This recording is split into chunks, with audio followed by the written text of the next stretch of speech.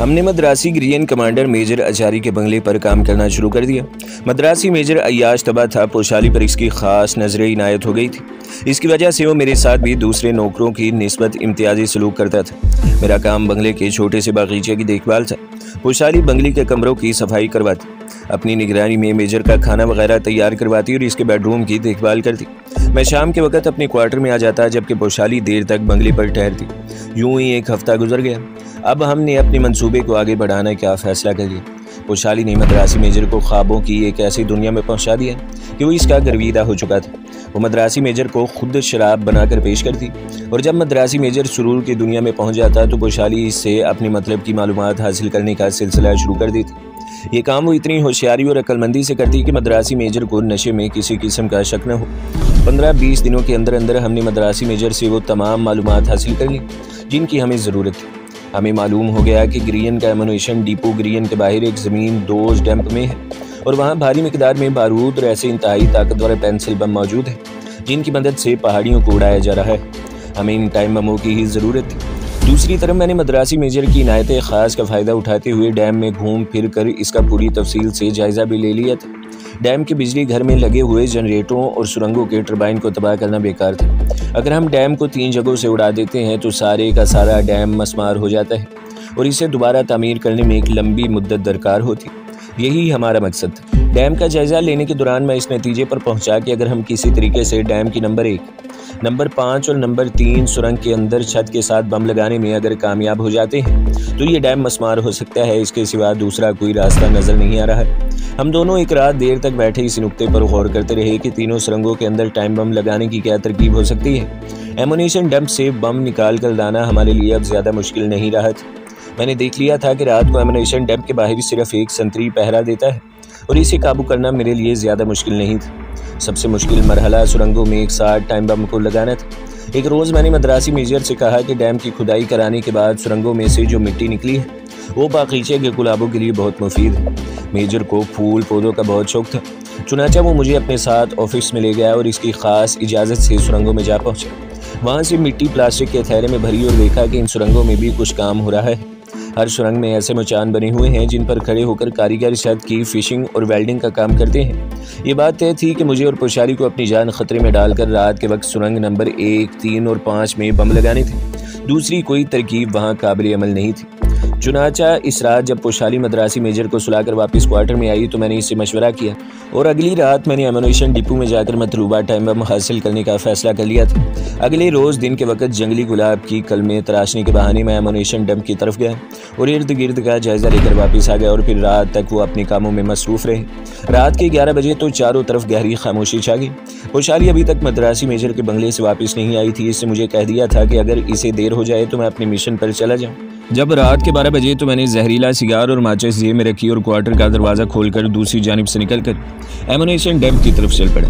दरख्तों में अंधेरा और वादी सुनसान थी। मैंने एक हाथ में लकड़ी का छोटा सा डंडा पकड़ लिया था और इधर उधर देखता हुआ यूं आगे बढ़ रहा था जैसे किसी जानवर की तलाश में हूँ।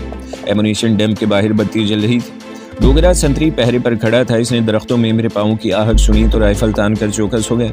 मैं जल्दी से इसके सामने आ गया और एक जगह से झाड़ियों में डंडे को मारते हुए कहा, एक काली बिल्ली रोज़ आकर हमारा दूध पी जाती है। आज मैं इसे पकड़ कर ही रहूँगा। अभी मेरे क्वार्टर गार्ड से निकल कर इधर भागी है।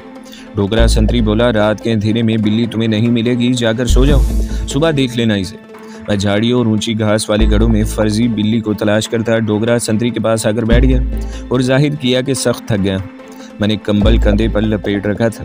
गहरे सांस लेकर कहा, इस हरामजादी बिल्ली ने मुझे थका दिया है। अब आई तो मेजर साहब से पिस्तौल लेकर इसे गोली मार दूंगा। संतरी जानता था कि मैं ग्रीन कमांडर के बहुत करीब हूँ। खड़े खड़े बोला, यार मेजर साहब से कहकर मेरी दिन की ड्यूटी लगवा दो। रातों को तो जाग जाग कर तंग आ गया हूँ। मैंने कहा, ये कौन सी मुश्किल बात है, मैं सुबह ही मेजर साहब से बात करूंगा, तुमने मुझे पहले क्यों नहीं बताया। इस दौरान में मेरी तेज़ निगाहों ने आसपास का भरपूर जायजा ले लिया था। वहाँ हमारे सिवा कोई नहीं था। दूर मेजर के ड्राइंग रूम में बत्ती जल रही थी। मैंने जेब से जहरीला सिगार निकाल कर सुलगा लिया। अब संतरी का आखिरी वक्त आ गया था। मुझे सिगार पीते हुए देखकर बोला, तुम सिगार भी पीते हो। मैंने माचिस फेंकते हुए कहा, हम मद्रासी बड़े शौक से सिगार पीते हैं। मद्रास में सिगार बड़े सस्ते मिल जाते हैं। मैं सिगारों का पूरा डब्बा भरकर साल लाया था। बस थोड़े से रह गए हैं, कभी कभी पी लेता हूँ, तुम पियोगे। डोगरा संतरी बोला, नहीं भाई, मैं ड्यूटी पर तंबाकू नहीं पीता। मैंने सिगार के 2 कश लगाए। 3 कश पर आँच जहरीले महलूल तक पहुँचने वाली थी। मैंने तीसरा कश लगाया और उठकर डोगरा संतरी के सामने आ गया। देखो इसकी कितनी अच्छी खुशबू है। मैंने सिगार का 1 कश और लगाया और धुआं इसकी तरफ छोड़ते हुए सिगार का रुख संतरी के मुंह की तरफ करके सिगार को दरमियान में से दबा दिया। सिगार की आंच वाले किनारे के ऊपर से मोहलिक तरीन जहर की एक फुहार निकलकर संतरी के चेहरे पर पड़ी। मैंने इसे संभाल लिया क्योंकि फुहार मुंह पर लगते ही वो बेहिस होकर गिरने लगा था। मैंने इसे लिटा दिया। गर्दन घुमाकर ग्रियन की तरफ देखा। चारों तरफ सन्नाटा छाया था। मैंने संतरी के दिल पर हाथ रखा। इसके दिल की हरकत बंद हो चुकी थी। मैंने इसकी जेब से चाबी निकाली और बैठे बैठे एमुनेशन डैम्प के दरवाजे की तरफ बढ़ा। ताला खोला, क्वार्टर ज़रा सा एक तरफ किया और अंदर दाखिल हो गया। कपड़े का एक थैला मैंने अपनी कमर के साथ बांध रखा था। अंदर सीढ़ियाँ नीचे उतरती थी। आगे एक खुला हॉल कमरा था जिसकी छत पर बल्ब रोशन था। हर किस्म का असलहा बड़े बड़े रैकों में करीने से लगा था। मैं इस रैक के पास आ गया जिस पर ताकतवर पेंसिल बमों के बक्स पड़े थे। जल्दी से थैला खोला। 18 पेंसिल बम बक्स में से निकाल कर थैले में डाले। थैले को दोबारा अपनी कमर के साथ बांधा। बक्स को वैसे ही बंद करके रख दिया और सीढ़ियाँ चढ़कर बाहर आ गए। संतरी की लाश इसी तरह ज़मीन पर पड़ी हुई थी। मैंने दरवाज़ा बंद करके ताला लगाया। धोती के पल्लू से ताले पर अपनी उंगलियों के निशानों को रगड़ा और चाबी साफ करके मुर्दा संतरी के पाउच में डाल दिया और दरख्तों की तरफ भाग गया। अपनी कोठरी में आते ही मैंने बमों वाला थैला कमरे से खोला और इसे चारपाई के नीचे छुपा कर रख दिया। इस बात का बहुत कम इम्कान था कि सिक्योरिटी गार्ड को यह शुबा होता कि किसी ने ड्यूटी पर मौजूद संतरी को हलाक करके अंदर से एमुनेशन चुराया है, क्योंकि पहली बात तो ये थी कि मुर्दा संतरी के जिस्म पर जख्म का कोई निशान नहीं था। दूसरे एमुनेशन की डिपो के दरवाजे पर ताला बदस्तूर लगा था और चाबी संतरी के पाउच में ही थी। ग्रियन का डॉक्टर भी मुआयने के बाद इसी नतीजे पर पहुंचता कि संतरी की मौत हार्ट फेल हो जाने से वकूफ़ पजीर हुई है। इन हालात की रोशनी में नौकरों के क्वार्टरों की तलाशी का सवाल पैदा नहीं होता था। इसके बावजूद मैंने फैसला किया कि सुबह होने से पहले पेंसिल बमों के थैले को क्वार्टर की दीवार की दूसरी तरफ झाड़ियों में छुपा दूंगा। पोशाली अभी तक नहीं आई थी। मुझे इसकी ज़रूरत भी नहीं थी। वो जो काम कर रही थी वो भी इंतहाई ज़रूरी था। मेरे क्वार्टर की बत्ती बुझी हुई थी। मैं चारपाई पर लिहाफ ओढ़ कर लेट गया। बमों का थैला मेरी चारपाई के नीचे पड़ा था। मुझे नींद नहीं आ रही थी। दूसरे संतरी ने सुबह 4 बजे आकर डोगरा संतरी की जगह संभाल ली थी। 4 बजे संतरी की मौत का इल्म सबको हो जाएगा। मेजर को इसी वक्त जगा कर इतला कर दी जाएगी। ये मामला संगीन नोयत का था। हो सकता है कि मेजर नशे की तुरंग में आकर ये आर्डर दे दे। ये किसी तकरीबकार का काम है। फ़ौरन इलाके को घेरे में लेकर तलाशी ली जाए। इस ख्याल ने मेरे अंदर तरह तरह के वसवसे पैदा कर दिए। मैं लिहाफ हटाकर उठ बैठा। मुझे थैला इसी वक्त झाड़ियों में छुपा देना चाहिए था। मैंने कोठरी का दरवाज़ा खोलकर बाहर झांका। बाहर सितारों की धीमी धीमी सर्द पहाड़ी रोशनी की धुंध सी फैली हुई थी। हर तरफ खामोशी थी। मैंने स्टूल पर चढ़कर दीवार की पिछली जानिब देखा। यहाँ एक गड्ढा था जिसमें कूड़ा करकट फेंका जाता था। इस गड्ढे के किनारे पर भी घनी झाड़ियाँ उगी हुई थी। मैं वापस कोठरी में गया। थैला चारपाई के नीचे से निकालकर अपनी कमर के गिर्द बांधा और दीवार पर से दूसरी तरफ उतर गया। घास शबनम से गीली हो रही थी। सर्दी कड़ाके की पड़ रही थी। मैं आहिस्ता आहिस्ता सिरकता हुआ गड्ढे में आ गया। किनारे की झाड़ियों में एक जगह पत्थरों को हटाकर थोड़ी सी ज़मीन हाथों से खोदी थी। थैले को इसमें रखा और ऊपर मिट्टी और पत्थर डालकर झाड़ियों की शाखें तोड़कर इस तरीके से डाल दी कि किसी को पता ही न चले कि यहाँ ख़तरनाक बमों का थैला दफन है। इस काम से फारिग होकर मैं फुर्ती से उठा और दीवार फांद कर अपनी क्वार्टर में पहुँच गया। रात के 3 बजे के करीब पोशाली आ गई थी। मैं सो रहा था। इसने मुझे शाने से हिलाकर जगाया। मैं आंखें खोल दी। पोशाली का चेहरा मुझ पर झुका हुआ था। इसके कपड़ों से आला किस्म के इतर की खुशबू आ रही थी। क्या हुआ? इसने बेताबी से पूछा। मैं उठकर बैठ गया। जब मैंने इसे बताया कि मैं अपने मिशन में कामयाब लौटा हूँ तो वो इत्मीनान का सांस लेते हुए अपनी चारपाई पर लिहाफ में घुस गई और बोली, बमों वाला थैला हमें वहाँ से निकाल कर किसी दूसरी जगह यहाँ से कुछ फासले पर छुपा देना चाहिए। मैंने कहा कि ये काम तो कल रात भी हो सकता है। पोशाली जागी हुई थी। इसने मेरी बात का कोई जवाब न दिया और सो गई। बत्ती बुझी हुई थी। मैंने माचिस जलाकर टाइम देखा। 4 बजे में पौन घंटा बाकी था। 4 बजे संतरी की मौत का शोर मचने वाला था। मैं जागता रहा। जब घड़ी की सुइयों ने 4 बजाए तो मैंने अपने कान बाहर की खामोशी पर लगा दिए। एमुनेशन का डैम्प मेरे क्वार्टर से ज़्यादा दूर नहीं था। अभी बाहर खामोशी छाई हुई थी। फिर अचानक बाहर से मुझे सीढ़ी की आवाज़ सुनाई दी। इसके साथ ही किसी ने बुलंद आवाज़ में किसी को आवाज़ दी। फिर भारी फौजी जूतों के दौड़ने की आवाज़ें। इसके बाद खामोशी छा गई। संतरी की लाश का पता चल गया था और शायद इसकी लाश को उठाकर ले जाया जा रहा था। मैं लिहाफ में दुबका बैठा रहा। थोड़ी देर बाद ग्रियन के जानिब से आदमियों की आवाज़ें बुलंद हुई। फिर खामोशी छा गई। इसके बाद कोई बुलंद आवाज़ नहीं आई। सुबह हो गई। पोशाली अभी तक गहरी नींद सो रही थी। मैंने उठकर पानी गर्म करके मुँह हाथ धोया, माथे पर तिलक लगाया और खुरपा लेकर बागीचे में आ गया। बंगले के गेट पर एक के बजाय 2 मुसल्ले संतरी खड़े थे। मैं इन्हें प्रणाम करता हुआ अंदर दाखिल हो गया। मुझसे किसी ने कोई न पूछा। इससे यही नतीजा निकाला जा सकता है कि संतरी की मौत को इत्तफाकी मौत समझा गया है और मेजर को भी तखरीबकारी का शुबा नहीं हुआ, वरना अभी तक पूरी बटालियन लाइन हाजिर हो चुकी होती और मेजर बरामदे में खड़ा हुक्म जारी कर रहा होता। थोड़ी देर बाद मैं चाय पीने किचन की तरफ चल दिया। मेरा असल मकसद संतरी की मौत का रद्द-ए-अमल मालूम करना था। लांगरी बहार का रहने वाला हवालदार गोपाल था। मैंने इससे प्रणाम किया और किचन के बाहर धूप में बैठ गया। गोपाल मेजर साहब के लिए नाश्ता तैयार कर रहा था। मेरी तरफ देखकर बोला, कृष्णन, तुम्हें पता चला कि रात क्या हुआ? नायक रामदास ड्यूटी पर खड़े खड़े मर गया। मैंने हैरत के इजहार में अपना मुंह खुले का खुला रहने दिया। ये तुम क्या कह रहे हो गोपाल? रामदास तो कल बिल्कुल ठीक था। लांगरी ने चाय का कप मेरे आगे रखते हुए कहा, रामदास को सर्दी लगी, ठंड से हार्ट फेल हो गया। बटालियन के डॉक्टर ने तो यही कहा है। परसों ही कह रहा था, यार मुझे रात की ड्यूटी से बचाओ, मर गया हूँ रातों को जाग जाग कर। मैं बार बार हैरानी और अफसोस का इजहार कर रहा था। मैंने पूछा, बड़े साहब को मालूम हुआ क्या? क्यों नहीं? लांगरी ने ट्रे में चीनी दान रखते हुए कहा, साहब को तो सुबह जगा कर इसी वक्त रिपोर्ट कर दी गई थी। वो खुद ही रामदास की लाश लेकर डॉक्टर के पास गए थे। तुम बैठो, मैं साहब को नाश्ता दे कर आता हूँ। वो नाश्ते की ट्रे उठाकर मेजर साहब के ड्राइंग रूम की तरफ बढ़ा। मैं दिल में मुतमईन था। संतरी की मौत के बाद पैदा होने वाले इम्कानी और ख़तरनाक हालात का बोझ मेरे जहन से उतर गया था। अब मुझे ये भी अंदेशा नहीं था कि क्वार्टरों की या जंगल की तलाशी ली जाएगी। इस बात की तस्दीक हो चुकी थी कि नायक रामदास की मौत हार्ट फेल होने से हुई है। मैं खामोशी से चाय पीता रहा। मजीद मालूमात पोशाली ही हासिल कर सकती थी। निसफ घंटे बाद मेजर साहब की जीप बंगले में दाखिल होकर एक तरफ खड़ी हो गई। बवर्दी ड्राइवर उतर कर किचन की तरफ गया। थोड़ी देर बाद में मेजर साहब भी ड्राइंग रूम से निकल आए। ड्राइवर ने जोर से सैल्यूट मारा। मैं भी उठकर खड़ा हो गया और दूर ही से मेजर को हाथ जोड़कर प्रणाम किया और दिल में कहा, जाने से पहले तुझे अगली दुनिया में ज़रूर पहुंचा जाऊंगा। मेरा इरादा ऐसा ही था, मगर यह हालात पर मुनहसिर था। मेजर जीप में बैठकर चला गया। मैं बागीचे में ही धूप में बैठकर बेड़ी पीने लगा। 2 बजे मेजर वापस आ गया। इसके 15 मिनट बाद मैंने पोशाली को देखा। वो कंधों पर शाल डाले क्वार्टर की तरफ से चली आ रही थी। मेरे करीब से गुजरी तो एक नज़र मुझ पर डालकर ज़रा सा मुस्कुराई और मेजर साहब के ड्राइंग रूम में दाखिल हो गई। सबको मालूम था कि पोशाली यानी भागिया मेरी पत्नी है और मेजर साहब के यहाँ ज़्यादा वक्त गुजारती है और इसकी मंजूर नज़र है। इस वजह से गिरियन के नौकर जाकर मुझे अच्छी नज़र से नहीं देखते थे। सिर्फ लांगरी गोपाल ही मुझसे खुलकर बातचीत कर लेता था और वो भी किचन में तरकारी साफ कर रहा था। जिस चट्टान की खूह में मैंने चमड़े का थैला छुपाया हुआ था, वहाँ से मैं 2 रिवॉल्वर और गोलियां निकाल कर ले आया और ये चीज़ें भी टाइम बमों के साथ थैले में पड़ी थी। इस रात पोशाली रात को जल्दी क्वार्टर में वापस आ गई। अब मैं मज़ीद ताख़ीर नहीं करना चाहता था। मैंने पोशाली से मशवरा किया कि यही तय हुआ कि अगली रात में डैम की सुरंगों में बम लगाने निकल पड़ूं। दूसरी रात मैंने बेशतर वक्त मेजर अचारी के बंगले में गुजारा। पोशाली को इस रात 1 बजे तक वापस क्वार्टर में आ जाना था। दिन के वक्त एक बार फिर डैम की सुरंगों की तरफ जाकर इनका जायजा लिया है और जहन में वो जगह अच्छी तरह बिठा ली जहां मुझे बम लगाने थे। ये काम आसान नहीं था। डैम के दोनों जानिब कड़ा पहरा था। मैंने नीचे की तरफ से सुरंगों में जाने का प्रोग्राम बनाया था। ये वो जगह थी जहाँ से सीमेंट के 2 पैकर पाइप गुजरते थे।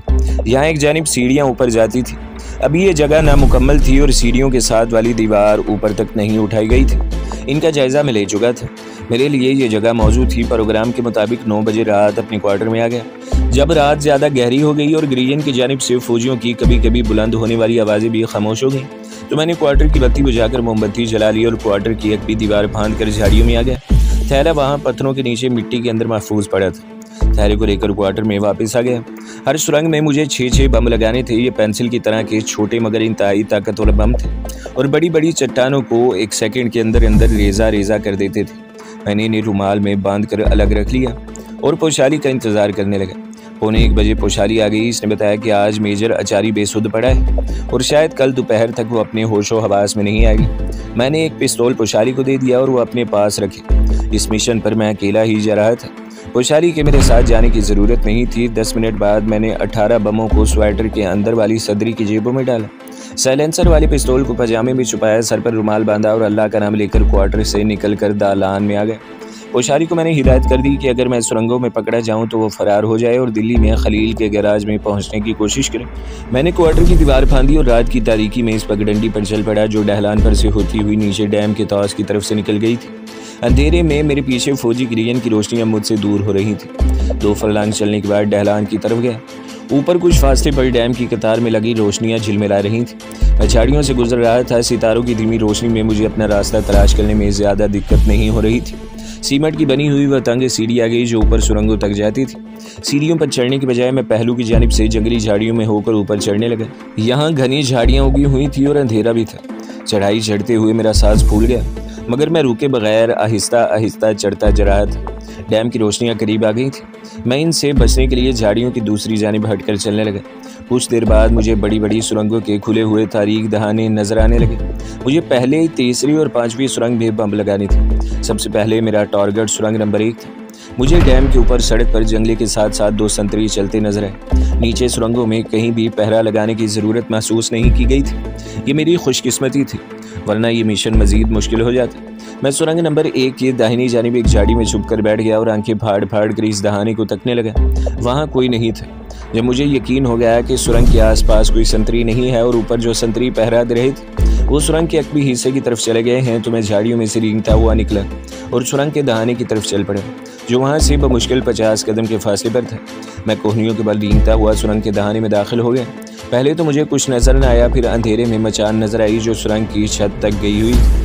अब मुझे बड़ी तेज़ी से अपने मंसूबे पर अमल करना था। मैं मचान पर चढ़ने लगा। ऊपर के तख्ते पर पहुंचा तो मेरा सर सुरंग की छत से टकरा कर रह गया। वहां खुदा जाने किस मकसद के लिए 7-7 4 गहरे सुराख किए गए थे। मैंने थैला अपने सामने मचान के तख्ते पर रखा और 6 के 6 बम निकाल कर सुराख के अंदर आगे करके छत के पत्थरों से इस तरह चिपका दिए कि वो दिन के वक्त भी बाहर से नहीं देखे जा सकते थे। इन 18 के 18 बमों की छोटी सुइयां मैंने एक साथ 12 घंटे आगे कर दी। इस हिसाब से इन बमों को दूसरे दिन दोपहर 1 बजे के करीब फटना था। पहली सुरंग में बम लगाने के बाद एक सुरंग छोड़कर तीसरी सुरंग में रेंगता हुआ घुस गया। यहाँ भी तामीराती काम के सिलसिले में एक मचान लगी हुई थी। इस मचान पर चढ़कर छत के सुराखों में मजीद 6 बम अंदर लगा दिए। 5वीं सुरंग में कोई मचान नहीं थी। मैंने अंधेरे में जायजा लिया। सुरंग के दूसरे दहाने की तरफ से मुझे एक सुतून सा नजर आया। मैं मेहराबी दीवार के साथ लगकर खिसकता हुआ इस सुतून के पास पहुंचा। ये सुतून नहीं बल्कि एक छोटी सी मचान थी जो छत से बहुत नीचे तक गई हुई थी। मेरे लिए बेकार थी। वक्त गुजर रहा था, मुझे वापस जाने की पड़ी थी। आधे से ज़्यादा काम मुकम्मल हो चुका था, लेकिन 5वीं सुरंग में बम लगाने की भी ज़रूरत थी। छत तक मैं नहीं पहुंच सकता था। मैं सुरंग की दीवारों को आंखें खोलकर अंधेरे में देखने लगा। एक जगह मुझे सीमेंट के थैलों का ढेर दीवार के साथ लगा हुआ दिखाई दिया। यहाँ बम लगाया जा सकता था, मगर खतरा था कि सीमेंट की वजह से बम ज़्यादा तबाही नहीं मचा सकते। मैं दीवार टटोलता आगे बढ़ा तो मेरा हाथ एक जगह दीवार के एक शगाफ के अंदर चला गया। मैंने गौर से देखा, यहाँ से दीवार की 2-3 ईंटें उखड़ी हुई थी। इसके अंदर काफ़ी जगह थी। मैंने खुदा का नाम लेकर इस शगाफ के अंदर तीसरा बम भी पहलू में एक जगह लगा दिया और एहतियात के तौर पर इसके ऊपर ज़मीन पर से एक छोटी सी ईंट उठाकर रख दी। इस काम से फारिग होते ही मैं वापस मुड़ा, सुरंग के दहाने पर आकर लेट गया और कोहनियों के बल रेंगता हुआ सुरंग से निकलकर झाड़ियों की तरफ चला गया। वहाँ से दरख्तों में आ गया और ऊंची सूखी घास में से रेंग रेंग कर गुजरता शुमाल मशरिक की जानिब जो दरख्तों की छोटी सी तलहटी थी, वहाँ पहुँच कर रुक गया और घास में लेटता रहा। मैंने अपने मिशन के खैरियत से मुकम्मल हो जाने पर खुदाबंद का शुक्र अदा किया और थोड़ा सा दम लेकर ऊपर से होता हुआ अपने क्वार्टर की दीवार के पीछे आ गया। फिर मैंने दीवार फांदी और अपने क्वार्टर के आंगन में जा गिरा। तो दोस्तों, अगली किस्त सुनने के लिए हमारे चैनल को सब्सक्राइब करें, वीडियो को लाइक करें और बेल के आइकन को भी दबा दें ताकि हर जो आने वाली वीडियोज़ हैं वो आपको सबसे पहले मिलती रहें।